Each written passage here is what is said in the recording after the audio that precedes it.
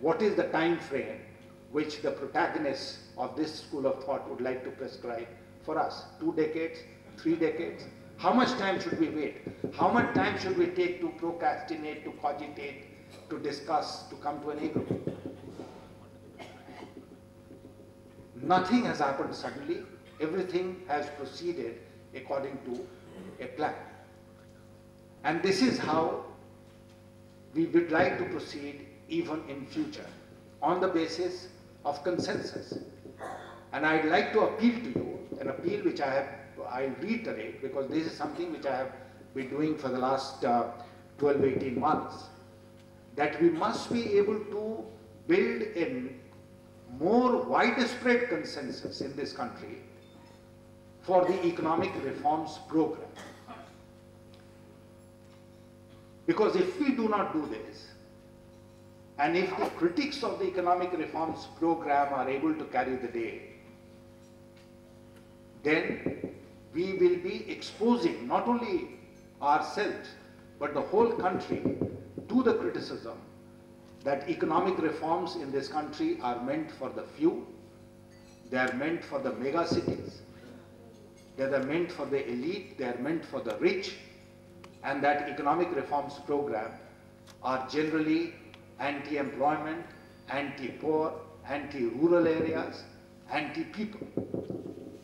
This is the fight that we have on our hands now, and therefore the perception of the economic reforms program has to change.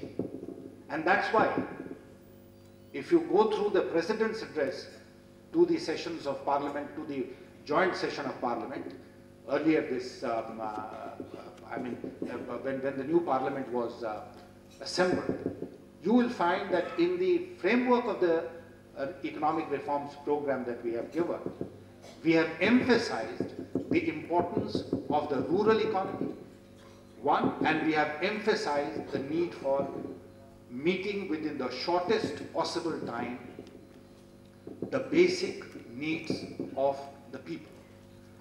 The thrust of the economic reforms program must be, therefore, to create more employment opportunities, especially in the rural areas. It must make an impact on the life of the people who live in the rural areas. That is where we shall get and be able to enlarge our constituency for the economic reforms program. If economic reforms program is confined merely to gatherings like this, unfortunately, and we don't go out and explain them to the people of this country, then economic reforms program are in the danger of running into resistance at the popular level, because they will not be properly understood.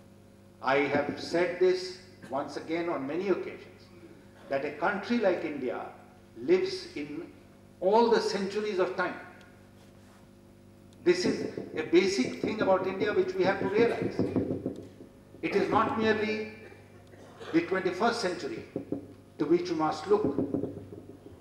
We must also be able to look at people who are compelled to live in the 17th century, in the 5th century, in the 1st century.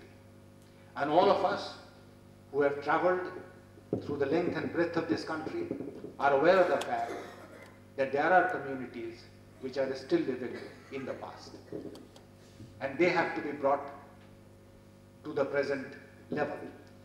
And therefore, for a country which is living in many centuries, for a country which is as diverse as India, it is necessary that we have programs which will serve the needs of the backward people, of the backward territories, of the underdeveloped states, and, as I said, create an impact on the life of the masses of our people.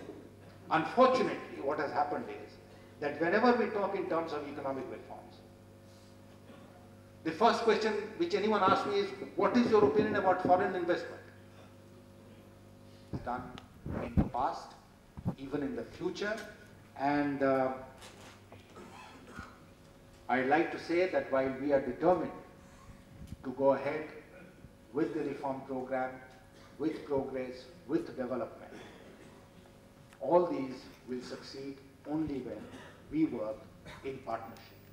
And that is the partnership theme about which I have been talking everywhere, and I think it is our joint responsibility to go out to the people at large and convince them that the programs are for their welfare.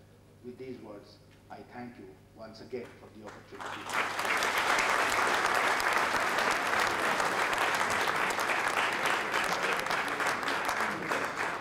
Sir, first of all, let me